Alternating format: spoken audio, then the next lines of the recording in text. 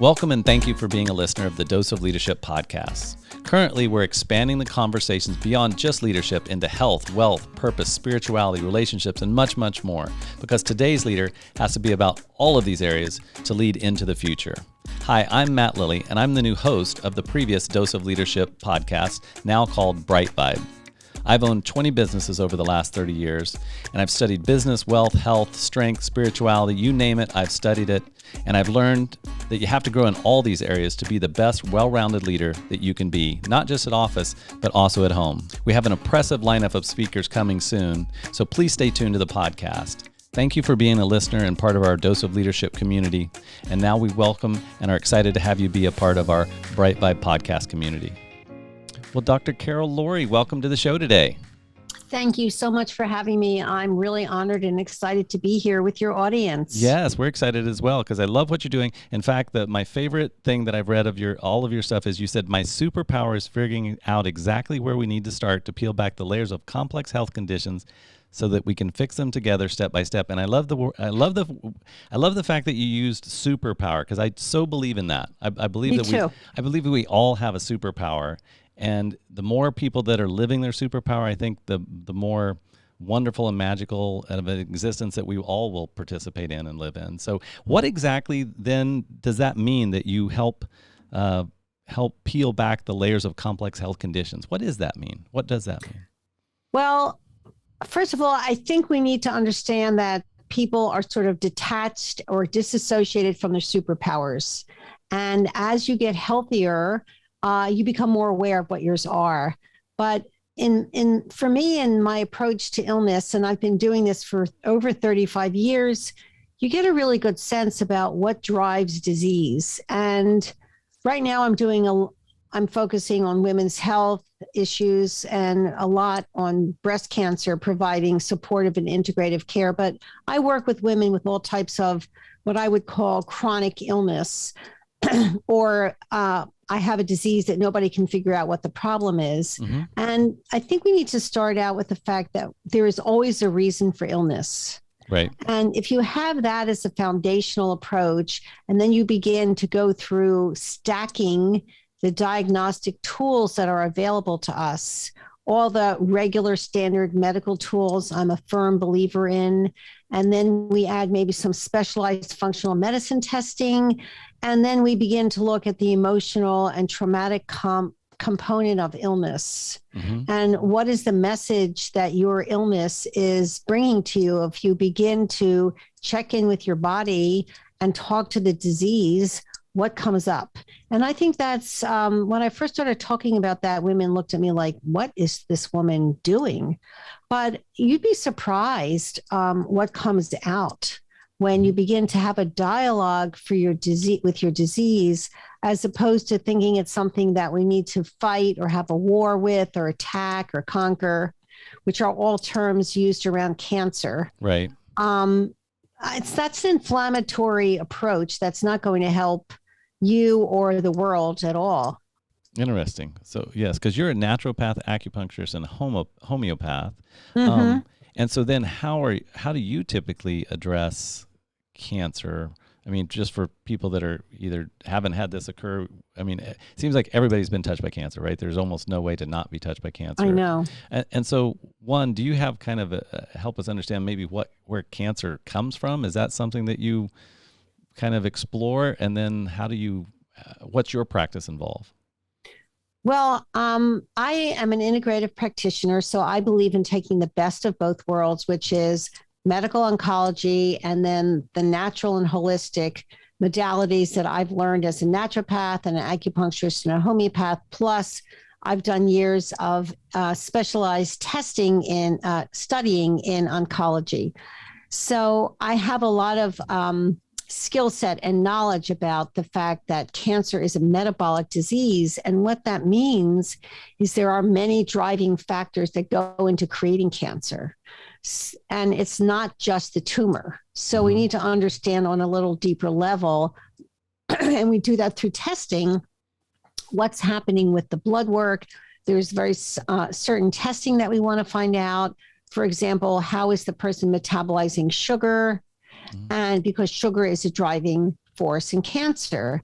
In 1918, the German scientist Otto Warburg discovered that cancer, given a choice between choosing sugar and glucose for its gas tank, will choose sugar and oxygen for its gas tank, will choose sugar, even though it gets less energy and has to work harder. That's now known as the Warburg effect. So with that information, that was the beginning of understanding that cancer is a metabolic disease.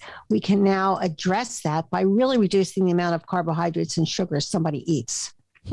Interesting. And then, does it have to go, when you say oxygen, then is because just because you cut out sugar, like if you cut sugar completely out of your diet once you've already had cancer, that's not necessarily the cure, I'm assuming. Thank you for listening to the BriteVibe podcast today. We've got a special event coming up here shortly, July 12th through the 16th, called the Global Happiness Summit. And we're bringing resources from around the country together to talk about happiness and what that means and how to have more of that in our lives. Go to BriteVibe.com, BRITE Vibe, VIBE.com for more information about the Global Happiness Summit. And we look forward to seeing you July 12th through the 16th. No, there's no, if anybody says this is going to cure cancer, I would run in the opposite direction. Right. I would never use that word. Right. Never. Right. And I don't even think medical oncology uses that word. We haven't gotten there yet. There's no one thing that creates cancer. There's no one thing that's going to cure cancer. We can bring in all the modalities that we know about, nutrition, supplements, lifestyle, medical oncology with immunotherapy and chemotherapy, and a spiritual or religious or meditation component to it. But I would never use that word cure. Right. I mean, I think we can reduce the risk of recurrence by a lot. Reduce risk of occurrence. Okay, got it. And so typically then when people, based on your bio, it looks like people kind of come to you typically when they can't find answers. Through the traditional. Right. Or the answers aren't quite enough. Like a woman has finished standard treatment and she's on a tamoxifen or aromatase inhibitor, which is known as hormonal therapy. And she's really having horrible quality of life. Horrible joint pain. She's gained weight. She feels lethargic and isn't able to do anything. And she's lost her sparkle. And the doctor says, well, let's put you on an antidepressant. Right. And maybe she says yes or no. Right. And she wants a better quality of life. And she thinks she's missing something. So I'm the answer to what's missing. So you're the answer to what's missing. I love that. And so, we're at BriteVibe and at Dose of Leadership, where this year and at this period of our time, we're kind of focused on happiness and what that looks like. And obviously, if you're going through some of this, there's a lot of reasons to be unhappy, but I'm sure through meditation, spiritual stuff, you try to shift the mindset, right? Shift the mindset to, I don't know, do you help people find peace? Do you help them deeper understanding? I mean, I guess what's involved in that? I think what you brought up about mindset is a very important point. And I think happiness is this elusive concept that we have to get through a lot of garbage in ourselves to be able to get to the other side, to have happiness and joy, Right. which is one of the things that I think we all deserve that. But let's talk about mindset as a way of getting there, which is if you see yourself as a victim to breast cancer and the language you use, for example, a woman said to me, well, my doctor told me I have to take this drug. So think about that versus after we had our sessions, she said, well, the doctor recommended this and I'm choosing to do it. Right. There's a big difference in the energy that those different phrases how it translates into her life, into her thought process, into her body. And mindset is a critical part of the work that I do and what you're talking about. And happiness, you can't really reach happiness if you're looking at your life as a victim. Right. like this is somebody said to me, well, it's a tragedy that you got breast cancer and, or I got breast cancer. So I said to her, well, a tragedy is when somebody dies or there's some horrible weather event that's destroyed a town, or what we recently had a shooting where children were killed. Breast cancer isn't very unfortunate. And I don't mean to diminish the impact of that, but breast cancer or any illness also has ability to use it as a way of transforming your life. And that is the message that I want to share. And I'm not diminishing that it's, not okay and doesn't feel great that you got breast cancer, but we can't always choose what events happen to us. Right. And so part of reducing the trauma of life is to really work with your mindset and move forward in a positive way. Okay, I have this illness. I'm going to make the best that I can of it by getting all my ducks in a line, by really using it as a catalyst to change my life in ways that I've not been so honest with myself. I wasn't very happy about. Mm-hmm.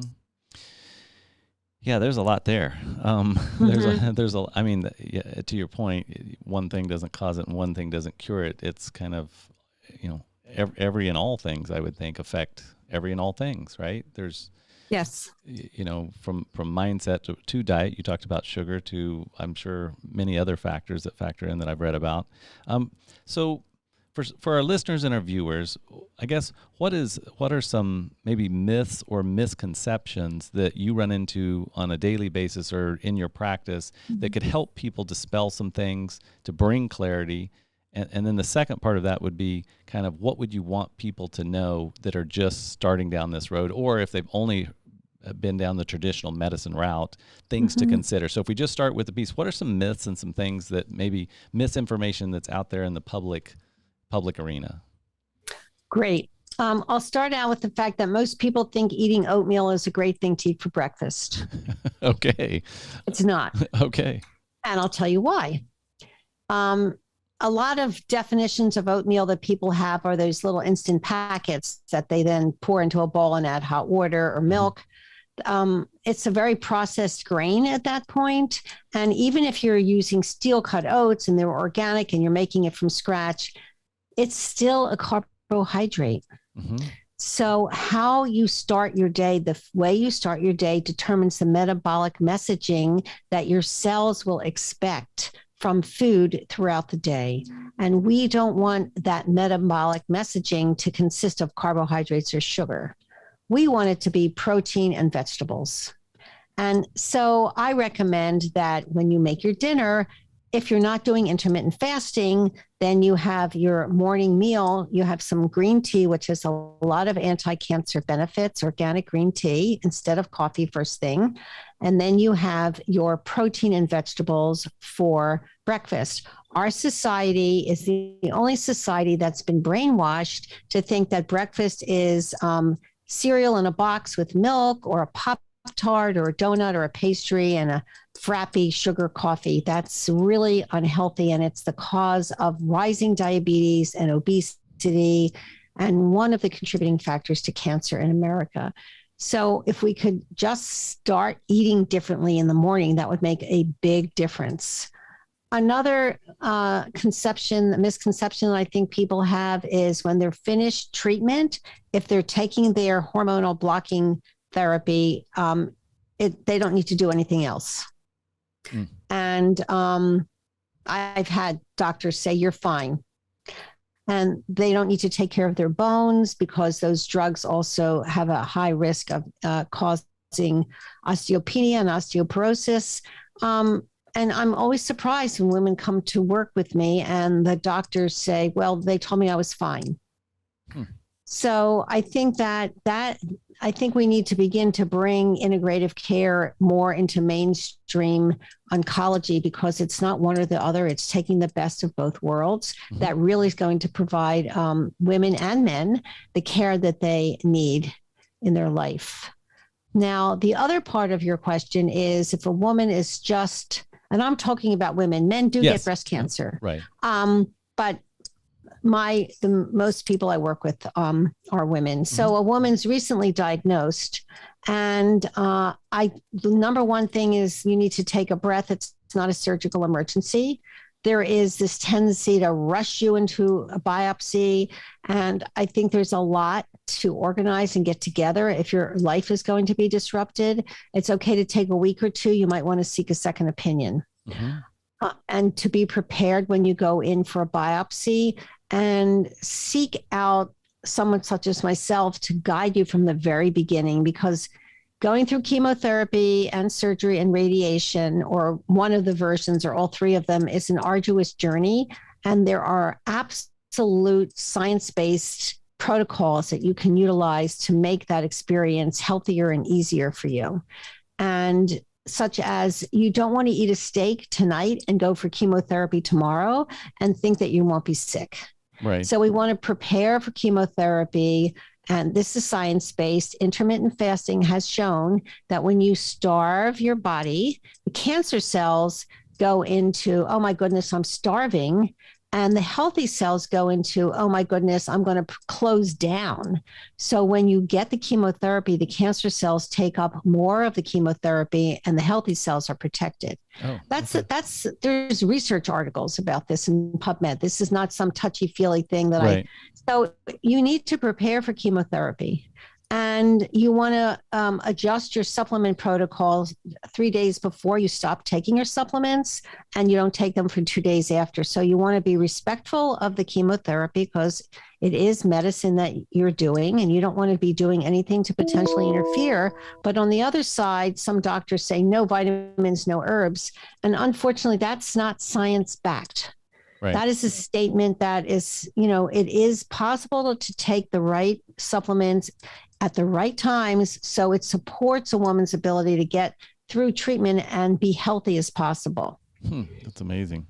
And so you said a couple of things there that I wanted to ask questions around, which is, like, for second opinions, is there specific places, information, resources for second opinions that you would say either go research this or type in this term, or specific actual places you'd say go here, and what would be your recommendation for second opinions?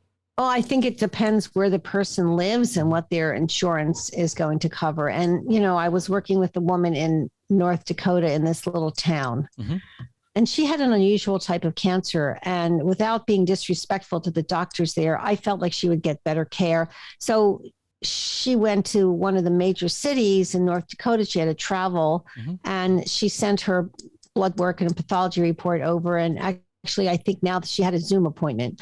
So it is possible and you have the medical right to ask for a second opinion. If you're being treated in a small community, going to the teaching university in your state, you can get your insurance to pay for that. And with Zoom right now, most people do not physically have to travel there. Very interesting. And then even more, even more than just the second opinion, the space that you're in, what are there good resources? And obviously we want to provide your access to your information specifically, but are there good resources? Is there a society for naturopathic cancer doctors? Oh yes, there is. What's the resource there for people? Well, there's the Society for Integrative Oncology. Okay. And that's where there's a lot, not just of naturopaths, but medical doctors and other practitioners who are very much interested in taking the best of both worlds. There is the Naturopathic Society for Oncology organization. There is that. There is the Mediri Foundation in Ashland, Oregon, which is where I learned everything I know about how to work with cancer. And all of these practitioners and places are very ethical. They're highly trained. You need to apply to be members of them. And most of them do work by Zoom. Oh, very excellent. Well, thank you for that. That's wonderful resources. And then, and I know you have to see a patient here shortly, so I certainly appreciate you coming on and respect your time today. How do you typically work with client or patients? And then how do people get a hold of you? How do they find you? Well, there's many ways. One, first of all, to find me, it's very easy. It's my name, Carol, and then my last name is spelled Lourie. RIE.com. And you go up and there's the contact me button and send me an email and I respond to everyone. I have an online group coaching plan where people come in for 6 weeks, and it's called Empowered Against Recurrence. And we work together as a group. We go through nutrition, supplements, mindset and recovering from trauma, healthy lifestyle, monitoring your blood work. And then the 6th week is a workshop, reducing tamoxifen, aromatase inhibitor side effects. That's one way. And then I have a clinical practice where I work with people remotely, and you get to see me one-on-one. And some people start out with the group and then they do more private consultation. It just depends on what you want. I think that working with people all over it's the healthcare of the future. Right. Definitely. Yeah. I work in the medical spaces to some degree as well with doctors and nurses and senior care space. And, we found that since COVID, it's been a blessing because we can reach people in these smaller communities. We can have faster interactions instead of somebody having to wait in the lobby for an hour and drive for an hour and all this stuff. It's a lot more efficient and for the very, very effective as well. So I think it's kind of wonderful in that aspect of what we've evolved to. So we'll put all of your information in the show notes. And I know it wasn't a ton of time today, but I feel like that there was a lot of value packed into this session today and resources for people, because I know I'm going to share this obviously with my mother, but I'm sure there's many other people and many of our other listeners that would love to share this with people that are dealing with this or don't want to, might kind of want to be proactive and not get cancer, right? There's a lot of education and information around that as well. And if you want a referral to a local person where you live, reach out to me. I have colleagues throughout the U.S. I'll do my best to find you someone in your state. And I can't promise it's going to be in your city, or someone who will work with you. If you have a different type of cancer other than breast cancer, feel free to reach out to me. I will find you an appropriate referral. Perfect. Well, thank you so much, Dr. Lourie, for coming on today. I appreciate that you've leaned into your superpower and are living your superpower. It's certainly very inspiring, and I know that the world's a better place because you are living your superpower. So thank you. Thank you so much. Yeah, thank you. It's been my pleasure to be here. Thank you. Well, thank you for coming on today. Thank you for being a part of the BriteVibe podcast. For more information, go to BriteVibe.com. That's BriteVibe.com. Thank you for listening.